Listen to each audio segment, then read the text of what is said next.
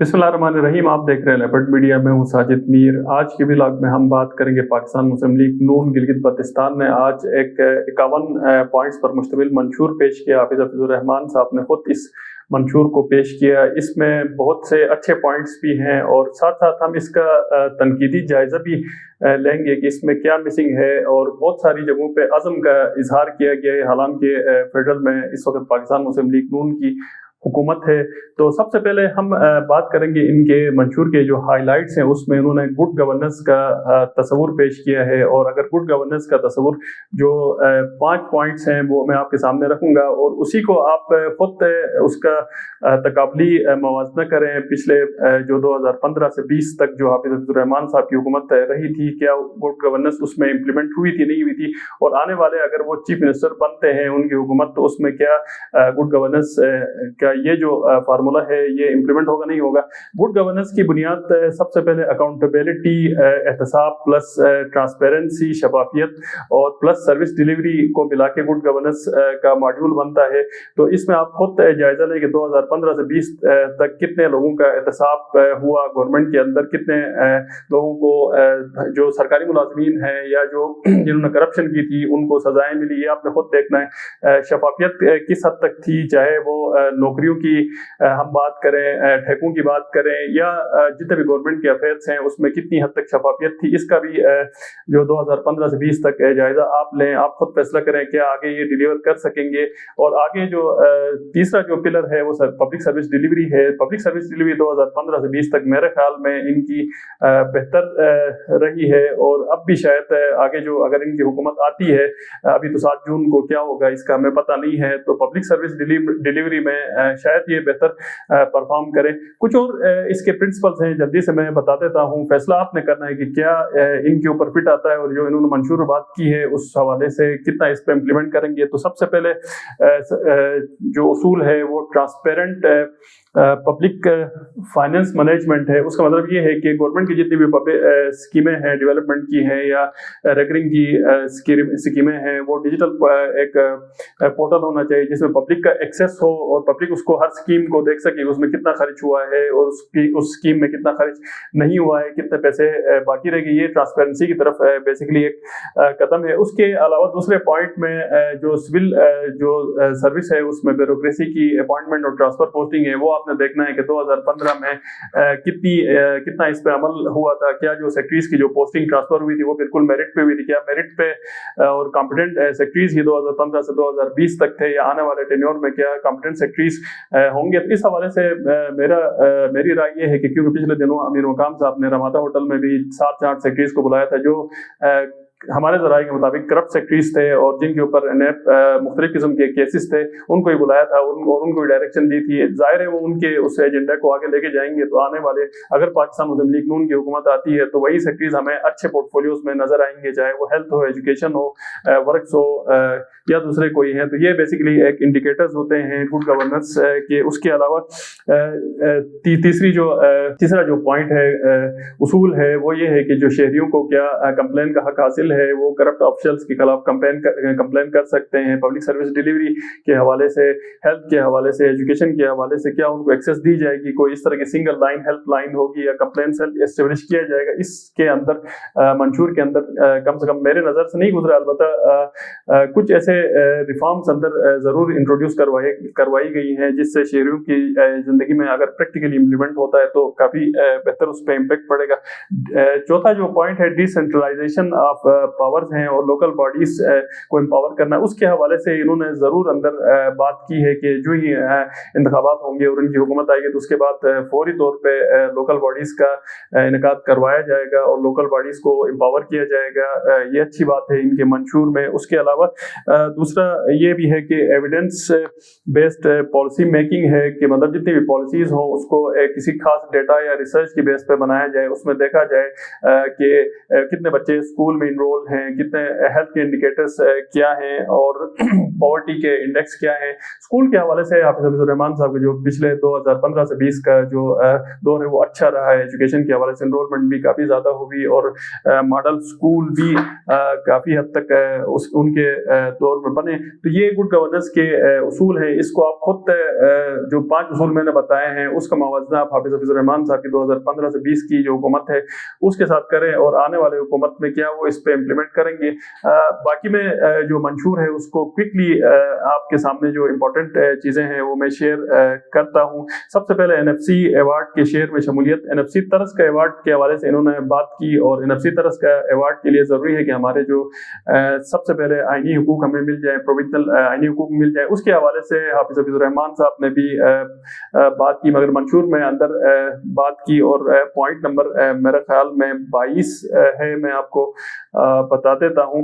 और 22 में ये लिखा हुआ है अबूरी आईनी सूबे का क़याम सरताज अजीज कमेटी रिपोर्ट एक तारीखी कारनामा। इसकी जब डिटेल में पढ़ा तो इसमें भी आज़म जाहिर किया गया है कि जो सरताज अजीज कमेटी एक बनी थी उसके हवाले से जो सूबे के क़याम के हवाले से हम पूरी कोशिश करेंगे। तो मगर सवाल मेरा यहाँ पे ये बनता है कि 26वीं आईनी तरमीम हुई, 27वीं आईनी तरमीम हुई, 28वीं आईनी तरमीम होने जा रही है और मरकज़ में पाकिस्तान मुस्लिम लीग नून की हुकूमत है। पाकिस्तान पीपल पार्टी और दीगर पार्टियों के साथ मिल के जिस तरह का एक्ट ऑफ पार्लियामेंट ये क्यों नहीं अंदर इंट्रोड्यूस करवा रहे हैं या प्रोविजनल सूबा क्यों नहीं बनवा रहे, इसमें आज़म जाहिर करने की कौन सी बात है? क्या इसमें ये लोग सीरियस है? क्योंकि जब तक अबूरी आईनी सूबा नहीं बनेगा, एक्ट ऑफ पार्लियामेंट के जरिए हमें नुमाइंदगी नहीं मिलेगी, हमें ये पीक ही हमेशा मिलेगी। इसी तरह का हमें बजट नहीं मिल सकता है क्योंकि हमारे रेवेन्यूज मौजूद नहीं है। रेवेन्यू के लिए जरूरी है कि हम आज़ाद कश्मीर की तरह टैक्स दें, अपने रेवेन्यूज बढ़ाएं और फिर वफाक से हम डिमांड करें कि हमें NFC में इतना शेयर दें। जब तक हम टैक्स नहीं देंगे, जब तक हम आइन के एम्बिट में कहीं ना कहीं दाखिल नहीं होंगे, तो मेरे ख्याल में ये सिर्फ किताबों की हद तक ही है। तो इस हवाले से पाकिस्तान मुस्लिम लीग नून को चाहिए कि अपनी जो पॉलिसी है वो बिल्कुल वाज़ेह करें। इसमें जो सोशल कंट्रैक्ट के हवाले से हाफिज हफीजुर रहमान साहब ने अपनी प्रेस कॉन्फ्रेंस में बताया, उसके बाद खुदकार डिजिटल निज़ाम के तहत महफूज गिलगित बल्तिस्तान, ये अच्छा इनका इनिशिएटिव है। इसमें बहुत सारी चीज़ें इन्होंने रिफॉर्म्स और दीगर चीज़ों के हवाले से इन्होंने मेंशन किए। काफ़ी लंबी चीज़ें मेंशन है, मंशूर में आप पढ़ लें। साथ साथ इनका जो चौथा पॉइंट है गिलगित बल्तिस्तान असेंबली की नशिस्तों में इजाफे के लिए इस्तराहत, ये बहुत अच्छा इनका पॉइंट है। 24 से 34 करने के हवाले से कानून की बालादस्ती के हवाले से इन्होंने बात की है। तो कानून की बालादस्ती और अदलियत को मिला के मैं बात करूंगा। कानून की बालादस्ती तब होती है, उसके भी 4-5 उसूल हैं, वो मैं आपको बता देता हूँ। कानून की बालादस्ती का सबसे पहला उसूल ये है कि कोई भी कानून से बालातर नहीं होगा। क्या ये चीफ मिनिस्टर अगर फर्ज करें बन जाते हैं, इनके कोऑर्डिनेटर्स वज़रा और मुशीर वगैरह, क्या वो कानून पे इम्प्लीमेंट करेंगे, कानून का इतना एहतराम करेंगे जितना एक आम शहरी पे इतलाक होता है? ये बहुत बड़ा सवाल है। इसके हवाले से डिटेल्स अंदर इनको बतानी चाहिए। उसके अलावा आज़ाद पुलिस का क़याम है, बगैर सियासी मुदाखलत कोई मुदाखलत नहीं होगी पुलिस के उस पूरे मॉड्यूल में। क्या उस पर ये जाएंगे? उस हवाले से भी अंदर कोई डिटेल्स नहीं दी गई है। और उसके अलावा अदलिया में गैर जानिबदारी है। अदलिया में गैर जानिबदारी के हवाले से मैं ये बताऊं कि 2009 से लेके 2015 से 20 और फिर खालिद खुर्शीद साहब का दौर, फिर हाजी गुलबर साहब का दौर, सवाए जो जजेस जो मेरिट पे वो लगे हैं, जो सिविल कोर्ट से ऊपर एलिवेट हुए, बाकी तमाम जजेस की जो अपॉइंटमेंट हुई है वो सियासी बुनियादों पर हुई है। और इसीलिए इन्हीं सियासी बुनियादों की वजह से सुप्रीम कोर्ट कोर्ट हमारा कई सालों से जजेस से महरूम है। तो इस हवाले से इन्होंने ये नहीं बताया कि जो आने वाले जजेस की जो अपॉइंटमेंट होगी, उन्होंने ये तो कहा कि सुप्रीम कोर्ट में तादाद 3 से 5 होगी, मगर जुडिशल कमीशन के जरिए इनकी अपॉइंटमेंट होनी चाहिए। क्योंकि जब सुबह आईनी एम्बिट में आ जाएगा तो जाहिर है फिर जो जुडिशल कमीशन ऑफ पाकिस्तान के तहत ही होंगी, तो फिर ये सियासी जो अपॉइंटमेंट्स का निज़ाम है ये भी खत्म हो जाएगा। तो इन्होंने अपने लिए वहाँ पे क्वेश्चन रखा हुआ है। और चौथा है कानून का इतलाक हर तबके पे कानून का इतलाक होगा, चाहे ये फर्ज करें चीफ मिनिस्टर बनते हैं या इनके साथ जितने पार्टी के वर्कर सपोर्टर्स हैं उन पे भी इतना ही होगा जितना बाकी लोगों पे होता है। और लास्ट है मीडिया की आज़ादी के हवाले से, मीडिया की फलाह बहबूद के हवाले से इन्होंने ज़रूर बात की है, लास्ट पॉइंट है। मगर क्या इनके दौर में मीडिया की भरपूर किस्म की आज़ादी होगी? पिछले दौर में 15 से 20 तक हमने देखा कि कुछ मीडिया चैनल्स इनके दौर में टारगेट हुए और क्या जो तनकीद करते हैं, जिस तरह हमारे चैनल से भी है, मैं भी अक्सर तनकीद करता रहता हूँ, इन पर भी करता हूँ, अमजद साहब और باقی لوگوں کو بھی کرتا ہوں، کیا جو ہماری جو آزادی رائے ہے وہ اسی طرح ان کے دور میں بھی قائم رہے گی؟ کیا اس کو کنسٹرکٹیو وے میں دیکھیں گے؟ یہ بھی ایک بہت بڑا اس حوالے سے سوال ہے۔ اور 4 نئے اضلاع کے حوالے سے انہوں نے بتایا کہ ان کو پورا اختیار دیا جائے، یہ بھی اچھا ہے۔ پہلی خواتین یونیورسٹی کا قیام، یہ بھی ان کا اچھا پوائنٹ ہے۔ 100 ارب روپے کا ترقیاتی پروگرام ہے، یہ بھی ٹھیک ہے۔ صحت کے حوالے سے پہلے بھی انہوں نے اقدامات کیے ہیں اور اب بھی انہوں نے اندر پروپوز کیے ہیں۔ نوجوانوں کے حوالے سے کوئی بہت زیادہ بریف انہوں نے نہیں بتایا، انٹرنشپ اور اس کے حوالے سے بتایا۔ نوجوان اصل میں ریڑھ کی ہڈی اور فاؤنڈیشن ہے، اور آج کے دور کے نوجوان کو ہم انٹرنشپ یا جاب دے کے ہم ان کا حق ادا نہیں کر سکتے، بلکہ نوجوانوں کو ہم نے مارکیٹ دینا ہے، نوجوانوں کو ہم نے ڈیجیٹل سکلز دینا ہے، نوجوانوں کو ہم نے انٹرپرینور بنانا ہے، اور خواتین کو بھی ہم نے سیم اسی پیٹرن پہ ڈالنا ہے۔ ٹورزم کی اپرچونیٹیز دینی ہے، ان کو ہوم لیڈ انٹرپرینورشپ پہ ڈالنا ہے، ان کو بھی ڈیجیٹل سکل دینا ہے۔ اس حوالے سے جو ان کا جو منشور ہے وہ ویک ہے، اور اس میں بہت زیادہ نوجوانوں کے لیے چیزیں پروپوز نہیں کی گئی ہیں۔ آنے والے وقتوں میں اگر ان کی فرض کریں حکومت بن جاتی ہے تو پھر دیکھنا پڑے گا کہ یہ کیا اس میں چیزیں امپروو کرتے ہیں۔ اسلامی نظریاتی کونسل میں نمائندگی کے حوالے سے انہوں نے بات کی ہے۔ اس کے علاوہ جوڈیشل ریفارمز کے حوالے سے بات کی۔ جوڈیشل ریفارمز تب ہو سکتی ہیں جب آپ کی صوبہ آئینی ایمبٹ میں آتا ہے، اور جو پاکستان کا جوڈیشل کمیشن ہے اس کے ذریعے عدالتوں میں ججز کی اپوائنٹ، سب سے پہلے ٹرانسپیرنسی اور میرٹ پہ جب ججز کی اپوائنٹمنٹ ہوں گی تو پھر آگے جوڈیشل ریفارمز آئیں گی۔ تمام مقادیر فکر کے جو علماء ہیں، شیخ ہیں، ان کے لیے اعزازیہ کے انہوں نے بتایا، یہ بہت اچھا ہے۔ اس اقدام کو میں اچھا سمجھتا ہوں۔ پنجاب حکومت نے بھی اس حوالے سے اقدام لیا ہے، ان کو ملنا بھی چاہیے، مگر اس کے اوپر گورنمنٹ کی زور زبردستی اور وہ نہیں ہونا چاہیے۔ مدارس سے فارغ التحصیل شریعہ گریجویٹس کے لیے سرکاری نیم، یہ بھی بہت اچھا ان کا ایک اقدام ہے منشور میں، اس کو بھی میں اپریشیٹ کرتا ہوں۔ اور اس کے علاوہ اگر میں بات کروں تو معذور افراد کے لیے فلاحی پروگرام بھی انہوں نے بتایا، پہلے بھی انہوں نے کیا تھا، اب بھی یہ کریں گے امید ہے۔ اس کے علاوہ سبسڈائز فارمیسی اور LPG ایئر مکس اور سلنڈر گیس کے حوالے سے یہ بھی اچھا ہے کہ سیاحوں کے لیے آرام گاہوں کا منصوب، میرے خیال میں سیاحوں کے لیے آرام گاہوں سے زیادہ جو امپورٹنٹ چیز ہے وہ سسٹینیبل ٹورزم کی بات ہونی چاہیے، کہ کس طرح ہم اپنے یہاں پہ ٹورزم بھی بڑھائی جائے، اپنے انوائرمنٹ کو بھی ہم پروٹیکٹ کریں، اور جو ہمارا انوائرمنٹ ٹورزم سے خراب ہو رہا ہے اس کو بھی کریں۔ کنٹرول ٹورزم کے حوالے سے ہمیں بات کرنی چاہیے، اور ٹورزم فار سوک انگیجمنٹ کے حوالے سے بات کرنی چاہیے۔ اس معاملے میں بھی ان کا جو یہ منشور ہے یہ ویک ہے، بہت زیادہ اس حوالے سے ڈیٹیل سے نہیں دی گئی ہے۔ ٹورزم گلگت بلتستان کا کی سیکٹر ہے، مائنز اینڈ منرلز کی سیکٹر ہے، اس کے حوالے سے بھی زیادہ مجھے یہاں پہ چیزیں نظر نہیں آئی ہیں۔ اور ظاہر بجلی کا پوٹینشیل کے حوالے سے انہوں نے بات کی ہے، اور لیپ ٹاپ کی اسکیمز کے حوالے سے بھی انہوں نے بات کی ہے۔ ریڈی مزدوروں کے حوالے سے بھی یہ اچھا ہے،